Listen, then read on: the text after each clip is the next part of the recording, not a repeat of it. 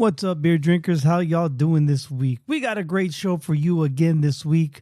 We drink and review some delicious beers from Fast Fashion up in Seattle, Washington, and from Goose Island out in Chicago, Illinois.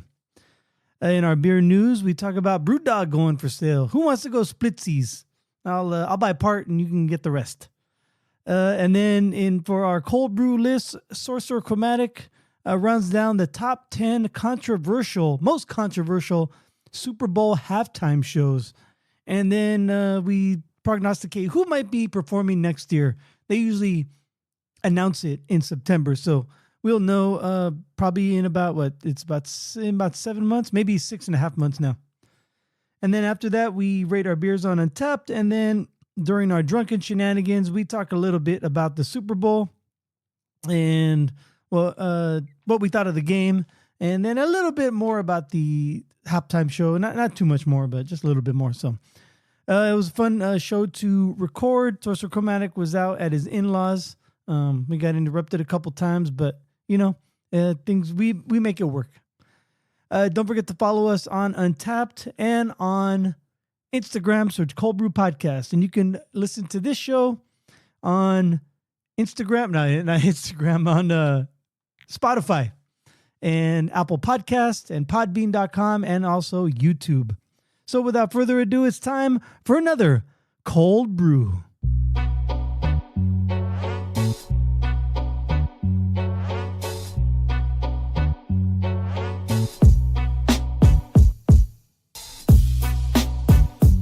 Coming at you pre-recorded from Cöld Brüe Studios. I am Greg. He is Sorcerer Chromatic, and we're here to talk about beer.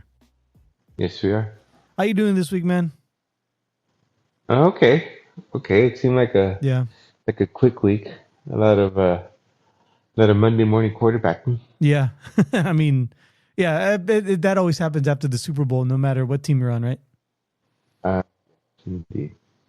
Yeah, we'll get to the Super Bowl later on, but just real quick thought, your overall thought on the Super Bowl. Kind of a boring game.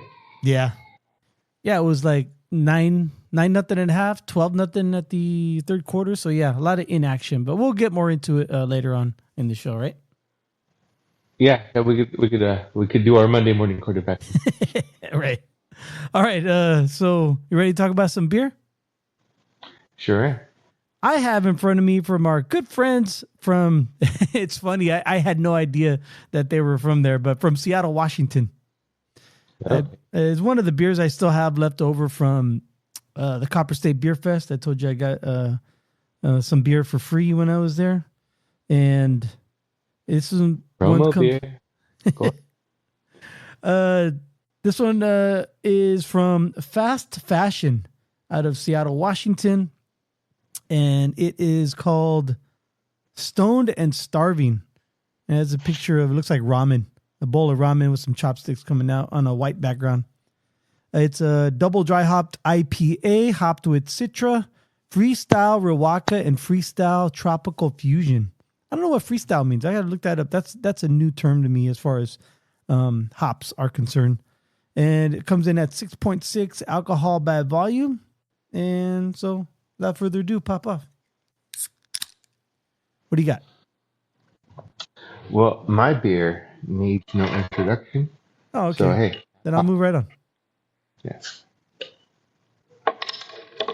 But for those of you that are keeping score at home, I'm away from home right now. I'm in my other home in Stockton, California. So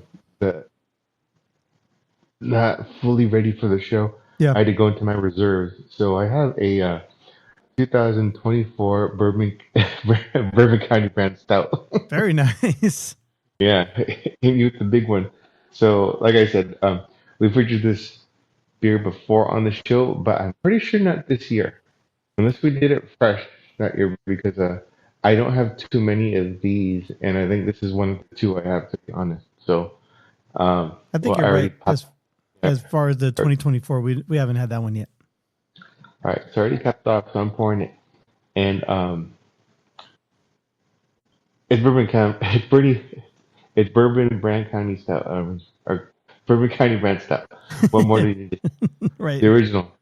right? Goose Island, they took their stout, they barrel aged it to almost the not almost, they set the standard for it, Right. and many are trying to emulate, or dare I say, copy in some cases, and you know geez, this this whole branch of the beer family tree is one I truly love and dig. So, Mm-hmm. hey, again, not gonna start splitting hairs and who owns it and how authentic it is these days, but I'm gonna enjoy this regardless.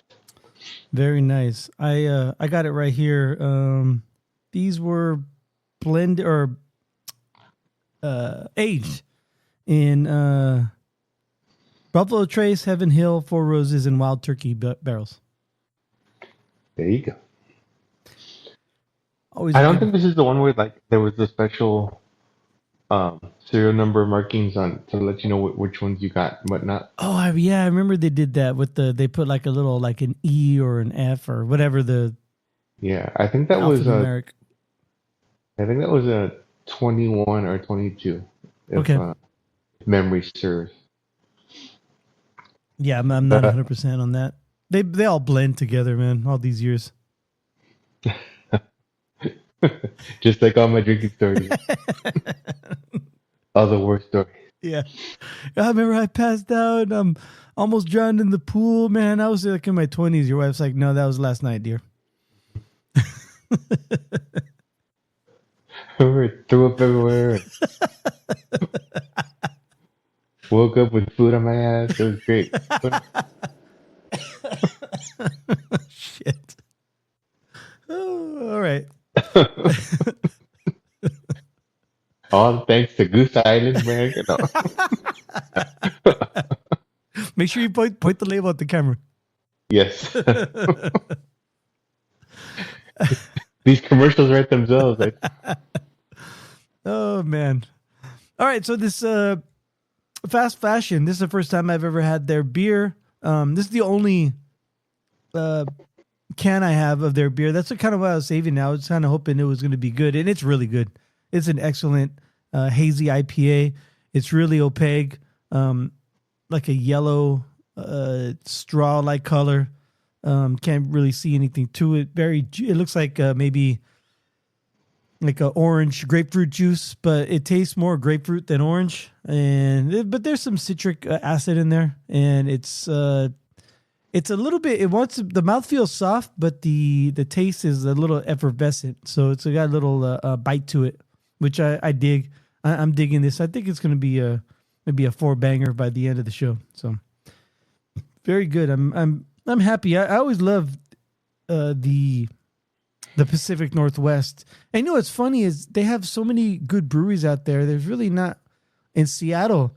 I would someone asked me like, what are the big Seattle breweries?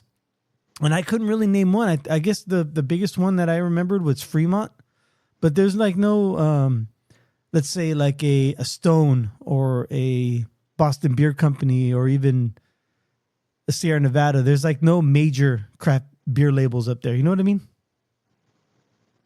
okay. Um, I don't want to disagree, but what about Rainier? Rainier, yeah, they make session beer, and I thought they were owned by somebody. Oh, that's what I was gonna say too. I don't want to say, oh, no, Rainier, but then it turns out their own. You know, Yeah, I know Rainier is popular up there, but yeah, I know Fremont. Fremont does some good stuff. They got some good barrel aged products going on oh too. yeah, definitely. Um, yeah, and then sometimes too, they sneak up on you. Like you see one that's like, oh, Seattle, that's cool. You Hmm. know, on the beer menu. Um, Yeah, but yeah, I get what you're saying in the whole vein of do they have a dominant um yeah, just one of the more successful craft beer uh like a highly sought after craft beer that's very popular. According to um, Wikipedia, um, after the series of ownership transfers starting in the 1970s, talking about Rainier now, This company was sold to Stroh's and then to Pabst Blue Ribbon Company by the late 1990s. The brewery was closed by Pabst and sold, while Rainier Beer continues to be sold by Pabst. Okay. So it's still there, I guess, but it's not. I have no idea. Maybe the brewery closed, but they still own the brand. Okay, so who owns Pabst? I think Pabst is owned by a venture company, right? They're not owned by like one of the main brewing companies. I think so too. I think did they buy a Schlitz too? Yeah, No. you're right. They own American Beer Brands owns them. They're based in San Antonio, Texas, and it's former owner Milwaukee rival Schlitz, Old Milwaukee, and Lone Star. So there you go. So then the question is, where's Rainier made? I know, right? Yeah, probably in California, down there in the by LA. Oh, the big plant down there? Yeah. Wouldn't be surprised. Although, like, I don't get Rainier around here. I don't know if you do. Nope. No, I don't. Maybe they just keep it up there in the Pacific Northwest because it's a regional beer. They know it. Like Lone Star. They also brew Lone Star, and they probably only sell that in Texas. Yeah. It's all it's like that old Simpsons gag where all the beer comes from the same pipe, then they split it up into 3 different vats. That was a great one. All right. How's the BCBS 24 now that is aged about a year and a half? Well, it's got the right color. No foam head profile on it. Yeah. It's not as right now. It's not that cold. It's not that it's warm, but it's it's more beer. It's very mellow. Put it this way: you don't really taste the no, you taste the barrel aging, but it's not like that. You get that sometimes you get that bourbon kick, if you will. Yeah. This profile on that's very light. It is more beer flavor. Not that it didn't pick up a little something from the barrels. It's just more. To me, it seems just more stouty. More malt than There you go. the warming of the the alcohol sting, right? Right. Mm-hmm. But the aroma's there, and there's little bit of that spiciness to it. Yeah, I think they call it. Some people call it like it's hot. It's coming in hot, but it's not. Yeah. But after it ages a little while longer, I know they age it in bourbon barrels, but even when it sits in your closet for a couple of years, it does mellow out a little bit. Bottle conditions. That's it. All right, we will rate our beers later on during our Untappd portion of the show. Don't forget to follow us on Untappd and search Cöld Brüe Podcast and friend us, and we'll friend you back. But right now, it's time for some beer news.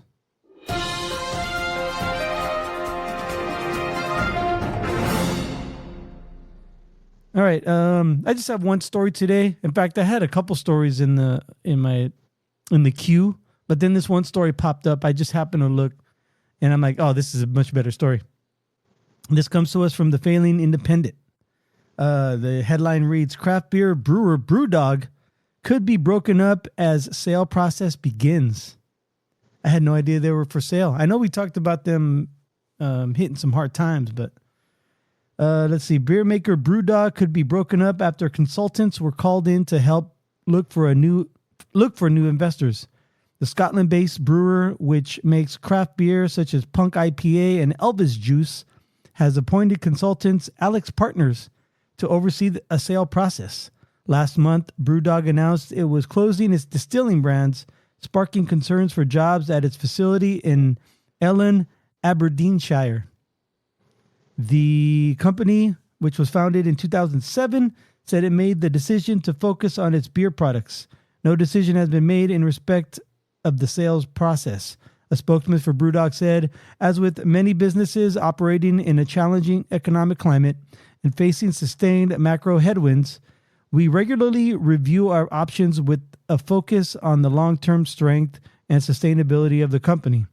Following a year of decisive action in 2025, which saw a focus on costs and operation efficiencies, we have appointed Alex Partners to support a structured and competitive process to evaluate the next phase of investment for the business.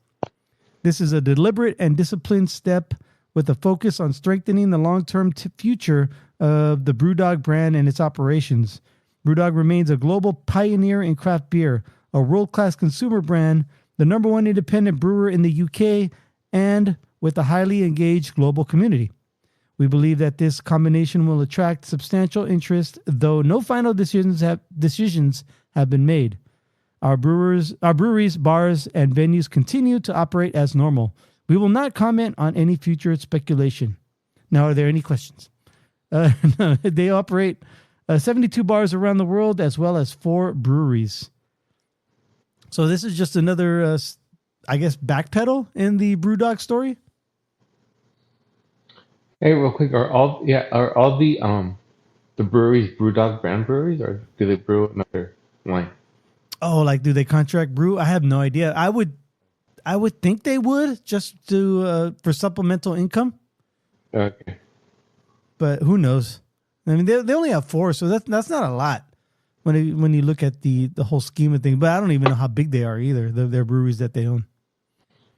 That's like a meteoric rise, not like as in mediocre, but like like a meteor.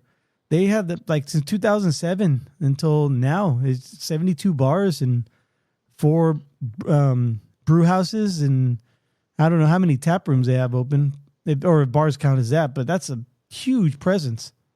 No, definitely. So it just maybe they just they I mean, it's all hitting the industry as a whole has been receding a little bit in the last couple of years, so they're just feeling the punch, and especially with all the problems that have come to light with all the issues that they've been having, whether it's sexual harassment or poor leadership or toxic work environment. It's I don't know. I was rooting for him. I guess I feel let down because I was really rooting for him, hoping that they would be like the next big craft beer thing. Even though I've never tried them, I had no right to be a fan, but I was just hoping for the best. Yeah, I mean, I know. I talked about my Vegas trip in Yeah, when was it? November, October. yeah, Um, I still wanted to check out the Brewdog spot, just out of more curiosity than support fandom, but it yeah. didn't work out. But if it's still there next time I go out there, I'm gonna try to head out that way. Yeah, I was there, like 2 years ago, 3 years ago, the last time I was there. And they were still building out because I was told it was at where the Target is? I don't know if you know exactly where it's at, but it's on the Strip. There's a Target there, and it's on the roof of that building. And I talked with the security guard who's standing out front, and she told me that they're still working on it. So it wasn't even, that was the last time I was in Vegas. So I didn't even get a chance to I tried, but they weren't ready. They weren't ready for me yet. Right. So yeah, I don't know when the next time I'm gonna get to Vegas, but if I do, I'm definitely gonna try to get up there just to check it out.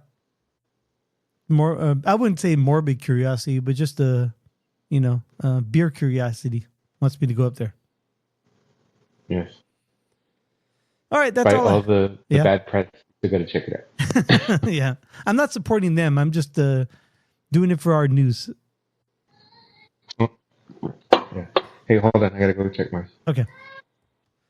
All right, so that's all I have for the beer news. So do you know what that means? I think I do. That means it's time for everyone's favorite segment on Cöld Brüe, because it's my favorite segment. It's time for the Cöld Brüe List. Keep it real up in the field, all right? All right. Let me ask you this. Do you have a favorite Super Bowl halftime show? Oh, yeah. Hands down. It's the Prince Super Bowl. I forgot what Super Bowl that number was, but yeah, that was just an epic performance in the rain. And he just, nailed it. He just went out there and performed by himself for like 30 minutes, whatever it was. And he did all of his good it's songs. just under 30, but yeah.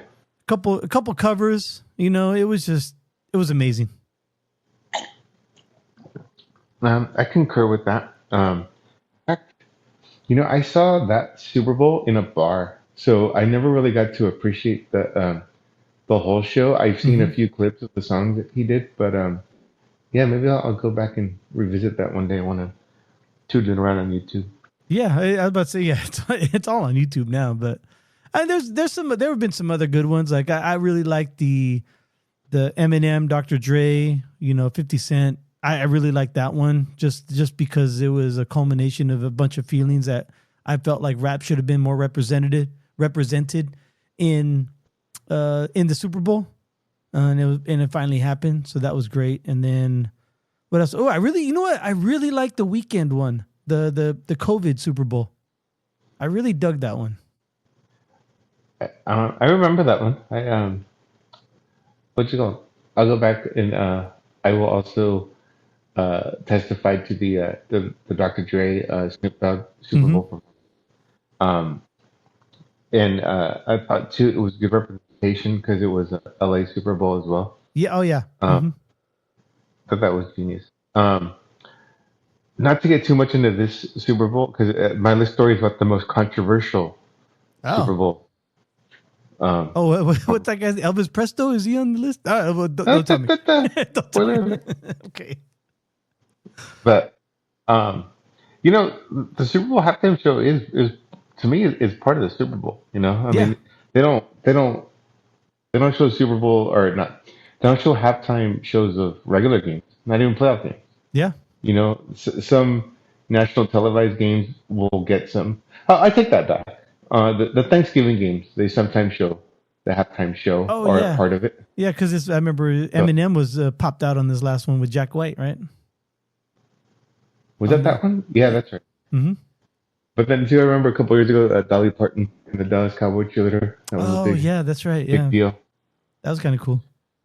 But yeah, as far as I know, and I know, like for playoff games, they'll do something special before the game, but they rarely show a whole halftime show. Yeah.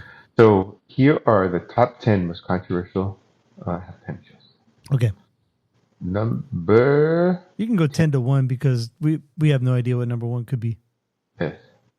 Number 10 was the infamous wardrobe malfunction in 2004. Yeah, I remember that.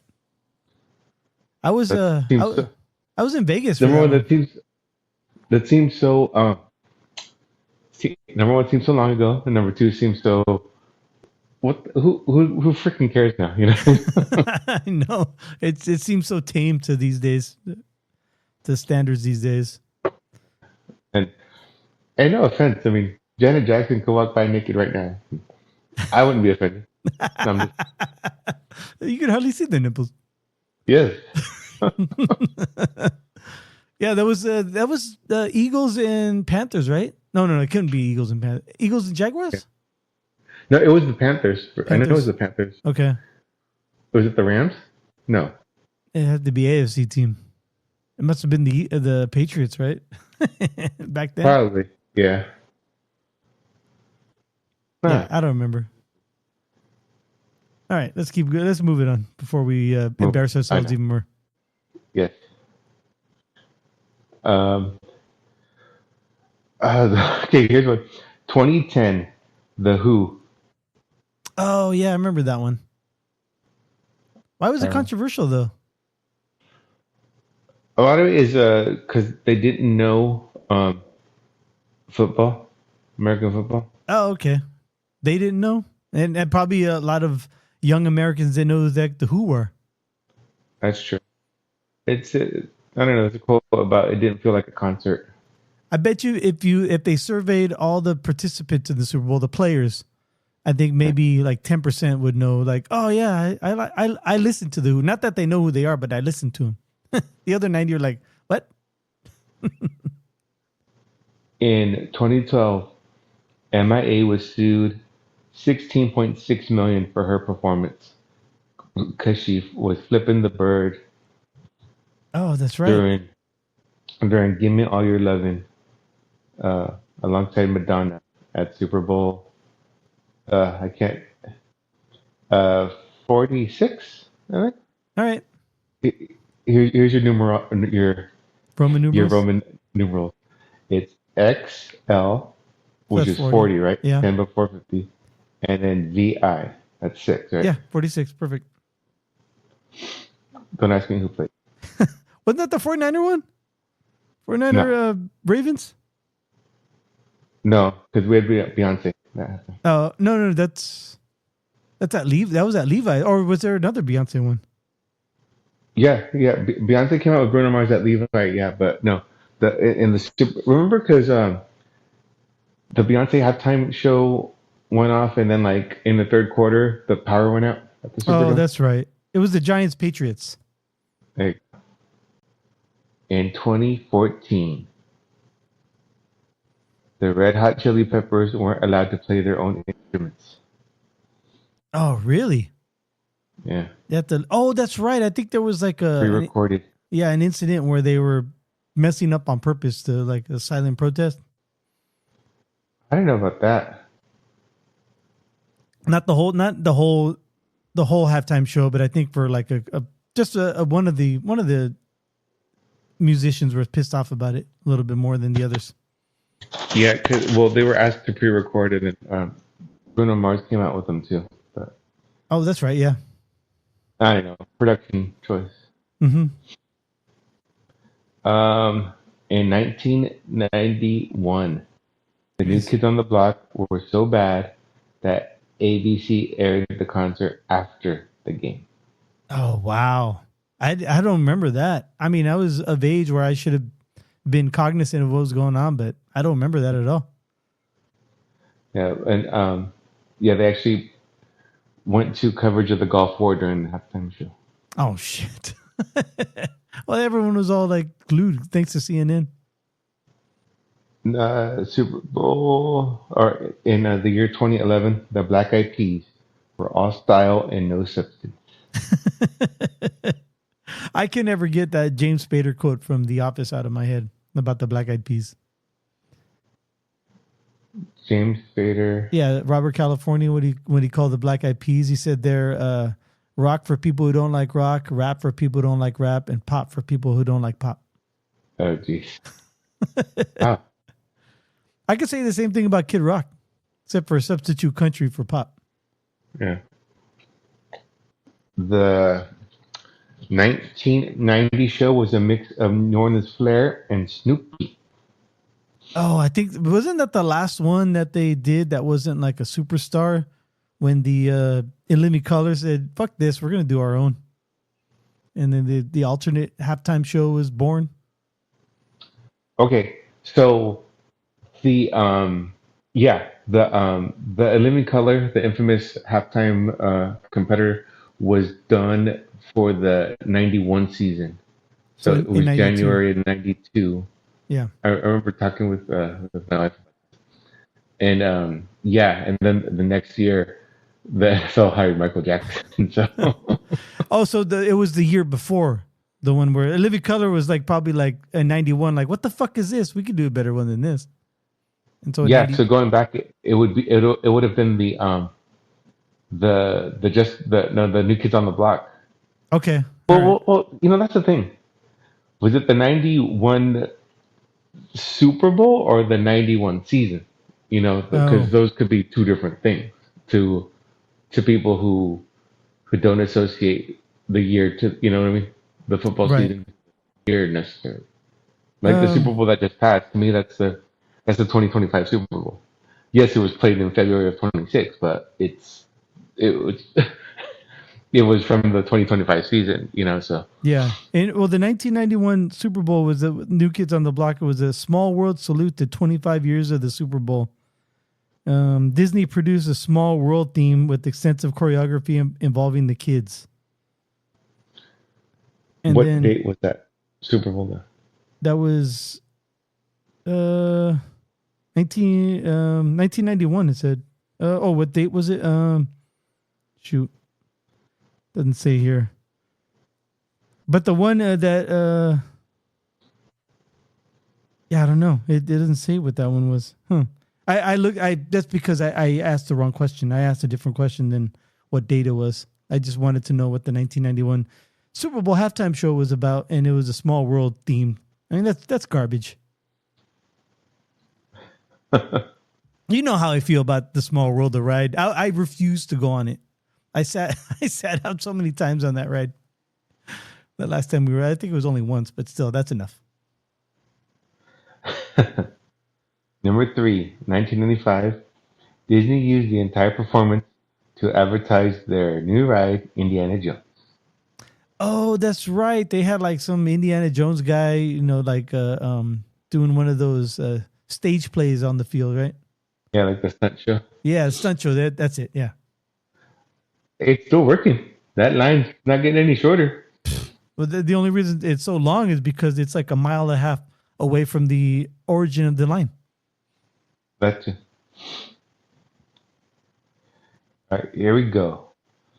And number 2, in 1998, the show featured an Elvis impersonator doing magic and a failed attempt using 3D technology. Did you say 98 or 88? I'm sorry. I meant 89. Sorry. Oh, 89. Okay. God, that was so bad, man. I don't even remember it, but I remember people being upset about it. Like the next day, we were all talking about it at school. Yeah, well, I remember the guy's name was Elvis Presto. Right. And I remember we had the 3D glasses, but I don't remember it really working or being that to get all happy about. Yeah, did we have to get them like from a store or 7-Eleven or like multiple different Something. outlets? Or you bought something and they came with them. Like you have to buy some Pepsi or something like that, right? Oh, okay. And then in 2000, the show featured A-list artists who didn't perform any of their songs. So it was Christina Aguilera, Tina Turner, Enrique Iglesias, Tony Braxton, and Phil Collins. Oh wow, I do not remember that one. That's hilarious. Though they're like, hey, can you go perform? But we can't. You don't do your songs. Do play like a Rolling Stone song or a Michael Jackson song. That's weird. That's weird, man. Indeed. Yeah, and it's funny because you say that as when the number 10 was the Nipplegate, right? And there was like congressional hearings over that. There was no congressional hearings about Elvis Presto or Phil Collins singing, Peter Gabriel's song. But for some reason, that one, that was number 10 on the list. It's not number 1. That probably should have been number 1 since people were talking about it, for months after it happened. Yeah, that was a very what's it called? Topic of conversation. Very controversial back then. Yeah. Seemed very quaint these days, though, like you mentioned. All right, cool, man. Any guesses on who might perform next year? I know they don't really announce it till September. Well, after, I don't know, I was talking with my wife too. Going back to SoFi, it's like, they did an LA artist or artists for the most part. I mean, I know 50 Cent's not from LA, and I don't think, Eminem and. Yeah, but he broke through with Aftermath. Right. It was a West Coast based music. Yeah. I don't know if they go with the LA band. I was thinking Red Hot Chili Peppers, but after this list, they're probably not friendly to the NFL. I hear a lot of people on social media calling for Chris Brown. That'd be interesting. Huh. Yeah, I mean, but there's that whole. People are going to backlash because of his past, his sordid past. Yeah, indeed. But I guess the comparison though was like if you want like a dance party show like Bad Bunny, but in English, Chris Brown would be the guy to do it. Okay. But I mean, you could argue Usher could probably do it too. Sure. I've also heard. But he did it not too long ago though. Too, yeah, like right? 2 or 3 years ago. Yeah. Yeah, the Niners Super Bowl, Vegas. How about What about like someone like a Miley Cyrus or who else? Who other names I heard was Dua Lipa. It might be another one. Or shit. I mean, I apologize for saying this, but Maroon 5. I'm just thinking bands who have a lot of hits that people like. No, I get that. Well then, if you go Dua Lipa, does she have a lot of hits? She has enough, and they're all dance. And then she could bring out, like some, guest stars, like, I don't know, like a Megan Trainor or some other people from her genre, like Charlie XCX and stuff like that. Chaperone. Billie Eilish. But she's not really dance though, man. If you want a dance party, I guess the bad guy is kind of has got a good beat to it, but her that Barbie movie song she had and the Birds of a Feather, that they're not really crowd starters. You could do the Fort Town song. I'm not familiar with that one. That Turning Red. Oh yeah, that movie Turning Red. I didn't know that was her. Well, she wrote the songs for the band, or her and her brother. Oh, they wrote the at least some of them. That's what I heard. But my joke. It's always They bring back Fort Town. Fort Town. It'd be like the Gorillas. Oh, that's like hologram. That's the name of the band. Hologram Tupac in Fort Town. Well, if we're gonna bring them, might as well bring the Huntrix. Oh yeah. Oh yeah, there you go. Yeah, but whatever they do, it's gonna be fine, and I'll watch it. Who else is big from LA? Guns N' Roses. Are they? Yeah, they used to be called LA Guns. Ah, I didn't realize it. Yeah. With Slash from England enough? He's Mexican, right? I thought he was black. No, maybe half, but yeah, he's part Mexican. Interesting. Yeah, let's see here. Music artists from Los Angeles. Let's see here. The Dr. Dre, Ice Cube, Kendrick Lamar, Metallica. Nah, these are from the Bay Area. They're not. Yeah, that's right. Like they should okay, I'm like way behind on Stern, but I heard from last year they did a special, and this was like, I don't know, maybe December-ish. He did a show with Lars because they launched a Sirius channel for Metallica. Oh, nice. And Howard asked Lars because the Super Bowl's in San Francisco, would he be interested in doing it? And at the time they didn't announce it, and there was no announcement. But like, I'm all ears if someone wants to give me a call, Right. Let's see. Motley Crue and Rat are from, if you want to go glam metal. Laurel Canyon sound, Crosby, Stills and Nash, and Young. I don't think Neil Young would do it. Motley Crue, NoFX, Slayer, Suicidal Tendencies, Beck, Fiona Apple, Billie Eilish, Weezer, Maroon 5, Van Halen. These are just some LA bands. So, and the Beach Boys are too old. And gosh, I've been maybe long-time listeners remember this. When I went to Not So Silent Night and Weezer was the headline. Yeah. That guy Rivers Cuomo, he could shred, but I'll be damned if he took more than 2 steps on the stage. He's not the most animated, lively artist when it comes to it. But he just stood there and he just he like I said, he just shredded the whole night. Like what do you not what you're looking for in a halftime show, I guess. Yeah, I mean, but they do have some popular songs. They could have guest artists and stuff like that, and dancers moving around them. I saw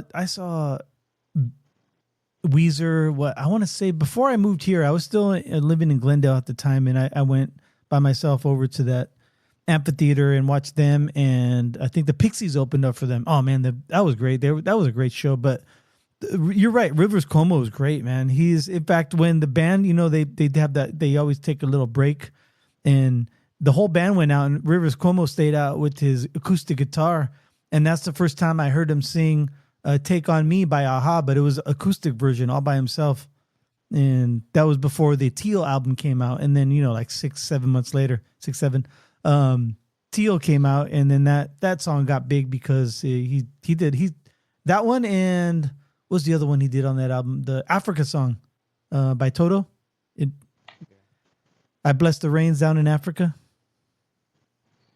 But anyway, I don't know. Weezer might be good, but they wouldn't be them by themselves. Oh, what isn't Blink 182 from LA? I could be wrong. It seems like they would be. I'm trying to think. I know that Travis Barker might be. I think they are. Anyway, it'd have to be something popular. I mean, Bad Bunny, you can't get right now. You can't get more popular than Bad Bunny. So, whatever they choose for the next Super Bowl halftime show, it'll be popular, just not as big and globally. And I just saw a video the other day on social media, and it was like from around the world and how happy the Central and South American countries got when he did that roll call at the end of his Super Bowl set. Like Paraguay and Ecuador and Dominican Republic and all that. They were just happy that their country was mentioned, and I don't know, it made me smile. No, I get that. I was kind of joking with my wife, how Latinos don't like other Latinos. Right.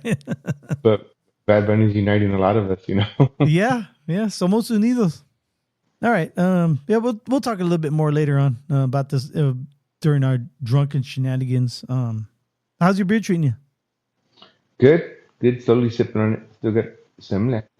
Very nice. I had a friend of mine ask if I ever couldn't drink one, so I waited till the next day. I'm like, oh yeah, like those big barrel aged ones. Like I'll just drink maybe half a bottle, and then I'll put it back in the fridge, and I'll pull it out the next day. And there's not a lot of carbonation you have to worry about those, so they usually keep for a day. Let's see here. Oh, I'm only saying that because even if you don't finish yours tonight, you can always wait till tomorrow, and it'll still be almost as nice. Good. Let's see. Here it is. Untappd. I looked it up already just to make sure, or just to check on the barrels. So there it is right there. 2024 Bourbon County Brand Stout. What would you like to rate this at? Oh, I gotta give this a 4. 4, very nice. Right now it's an overall rating of 4.38, and one of our friends has checked in on it. It's Jose A. He gave it a 4.10. So you're right there with Jose pretty much. You'd probably give it a 4.1 if we still had the Untappd Insider. I forgot what they call their pay service, their subscription service. What notes would you like to leave on it?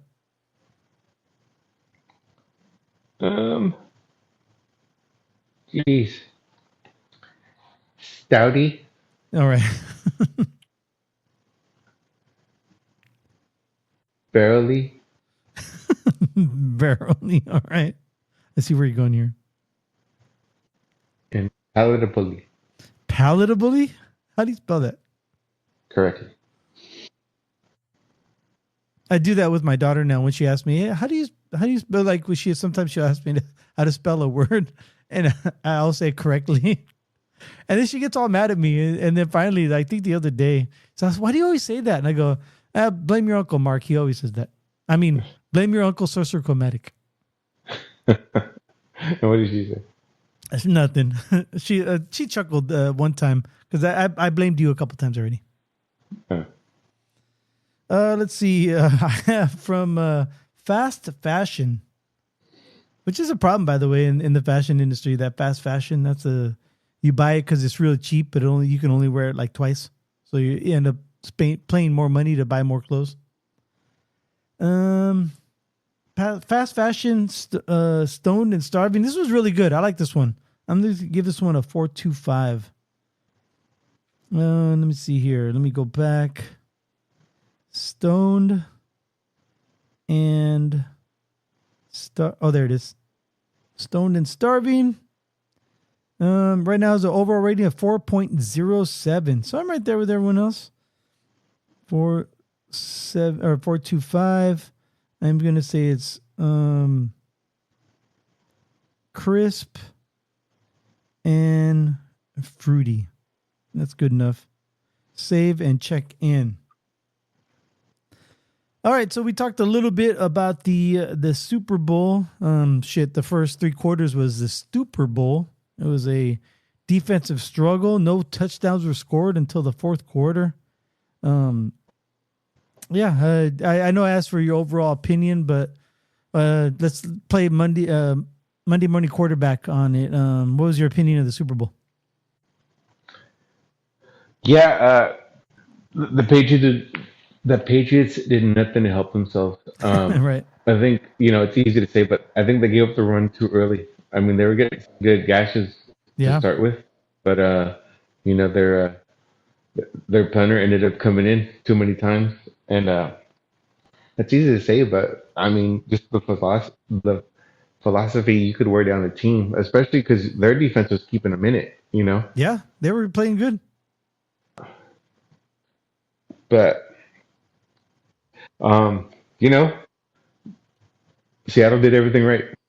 Yeah. What more could you do? Right. You can't hate their game, even though you hate the team. Yeah, I think Drake May just couldn't do it, man. He really couldn't do it until like the fourth quarter. He had 295 yards in the game, but I think going into the fourth quarter, I want to say he probably had like around 100. So he really had to step it up in the fourth quarter. He had no choice. But he also had like 6 sacks for 43 yards and 2 interceptions. He had 2 touchdowns, but he also had 2 interceptions. Was it 2 interceptions? I know they had that one big one that really broke the game or started getting going the wrong way. Yeah. Oh, yeah. No, I remember the pick 6 one too. Yeah, that was an interception. I keep on thinking that was a strip fumble, but no, he threw it right to the guy. Yeah, that was, and even with all that, even with the all the sacks they gave up and the picks and everything, they really still had a chance like late in the fourth quarter, because I think they were down by, it was like 19-7, right, with 2 minutes left. I'm like, stranger things have happened. Even before then, I think it was like 19-7 with only like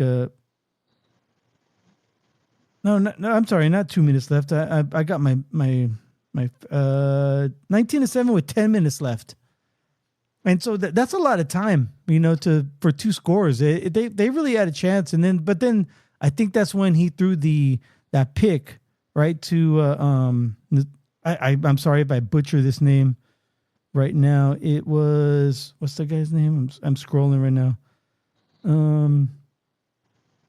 May pass deep, middle intended for Williams, intercepted. Oh, by Jay Love. I was thinking the other one, the Nwasa or whatever is that guy's name, or Namandi, or that was when it was 29-7, and that was the interception, return touchdown. Nwosu? Is that the guy's name? The pick 6? I forgot. I don't know how to pronounce that guy's name, but back when it was like 10 minutes left, it was 19-7, and I'm like, if they still have a lot of time, if Vrabel can get those guys going, but he never could. And then I think that's when they did that strip sack, and then they went down and they scored a touchdown, and then they tried again a couple drives later, and then the pick 6. I'm like, yeah, it's done, it's over.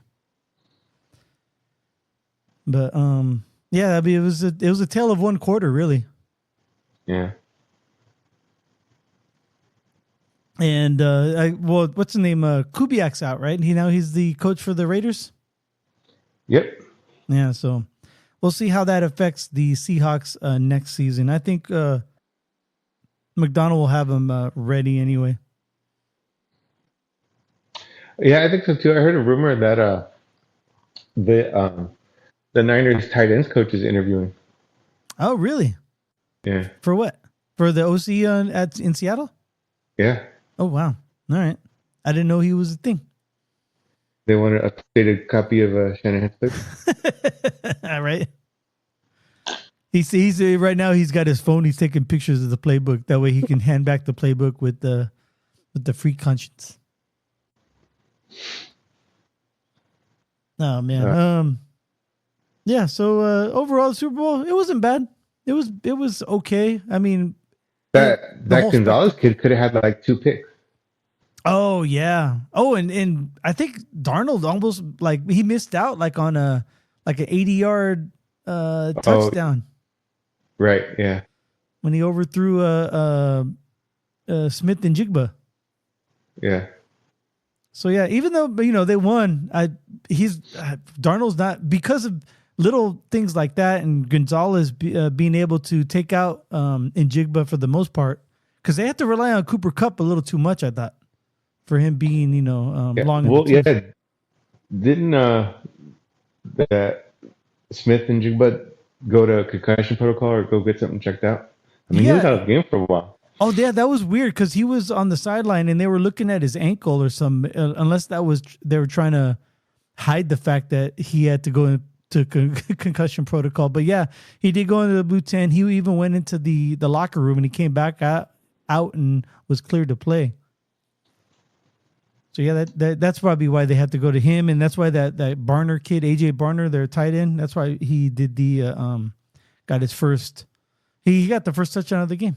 If Yeah. anyone bet that, they probably won a pretty penny. Indeed. As far as the halftime show goes, I'm not a big Bunny fan, so this is the first time I actually listened to his songs, and they're okay. Not my cup of tea. There was one song he did that was his. That was I'm like, oh, I kind of like this beat. I couldn't tell you what it was like. Right in the middle of all of them. It wasn't the first one. It wasn't the last one, but I did like the beat on it. I was surprised Lady Gaga was there.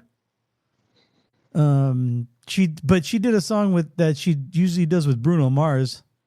Yeah, I thought that was kind of weird. Yeah, that was kind of weird. And then the Ricky I like Martin. that song, by the way, my Yeah. daughters like that song, so we played it a lot. But Yeah, I like the song I too. yeah, I didn't expect that song to be there, but Yeah, hey, that's what they chose, and talking it was about- fine. Yeah, all those people were offended by the halftime show. There was no English. What about that? That was English, as far as I there you knew. go. And then the Ricky Martin showing up, and then he actually sang. I'm like, okay, this guy could sing. Like I thought Bad Bunny was a singer. He's like a rapper, huh? Yeah, I mean, technically his genre is reggaeton, so I mean, I don't know Okay. what to expect. So Yeah. I thought I thought he did both though. I thought a reggaeton artists like were doing some singing and some dancing, but singing, dancing, and rapping. But it seemed like he was just rapping the whole time. And I'm not trying to be a hater or anything or racist, but I couldn't really understand his Spanish, man. I was trying yeah, to. I mean, it's not racist, but Puerto Rican Spanish is different. Number one, it's faster, and number two, they do a lot of slang or just regional phrase. Yeah. And the dialect too, and just it just sounds like mumble rap in Spanish to me. But the whole Caribbean Spanish is very different in itself. Yeah. But I was entertained. I thought it was a fun watch. Everyone looked like they were having fun. I like pointing out the celebrities. I'm like, oh shit, is that Cardi B?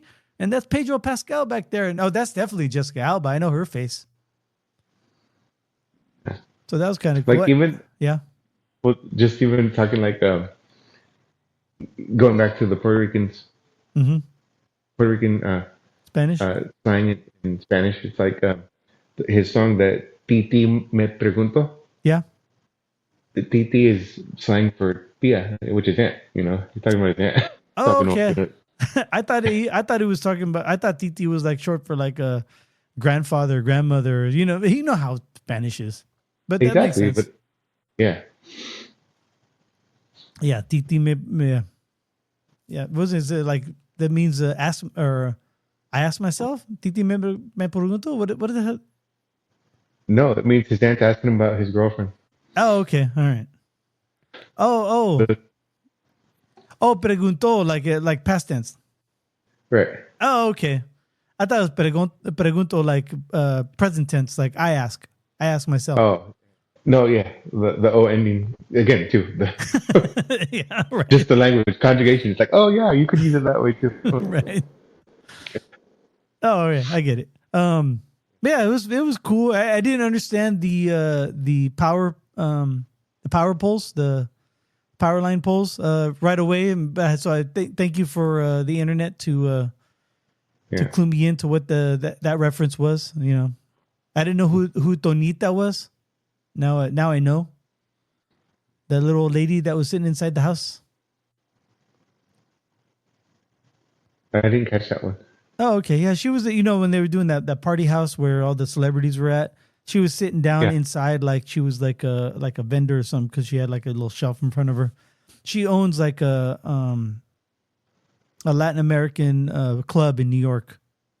Yeah, she's a very highly respected woman in the Latin American music community. Right there in the Bronx. In the boogie down. Oh man. But it was good. I liked it. It was maybe not my favorite when it didn't rank up there with Prince, but it was fun. I was entertained, and that's all that really matters. No, definitely. It's like that. I would rank it probably right up there with the Rihanna one, even though I know more of her songs. I liked it. I was entertained. I wasn't, blown away or anything, but it was entertaining. So, I was favorable on that one too. All right, man. We can go on and on about the Super Bowl. It was okay. I wish our team was in it, but there's always next season. Yes. All right. Anything else you'd like to add to this Cöld Brüe podcast? No, not this week. Back in the cup. Okay. Thank you for downloading yet again another Cöld Brüe podcast. I am Greg. He is Sorcerer Chromatic, and we'd like to wish you cheers. Until next time.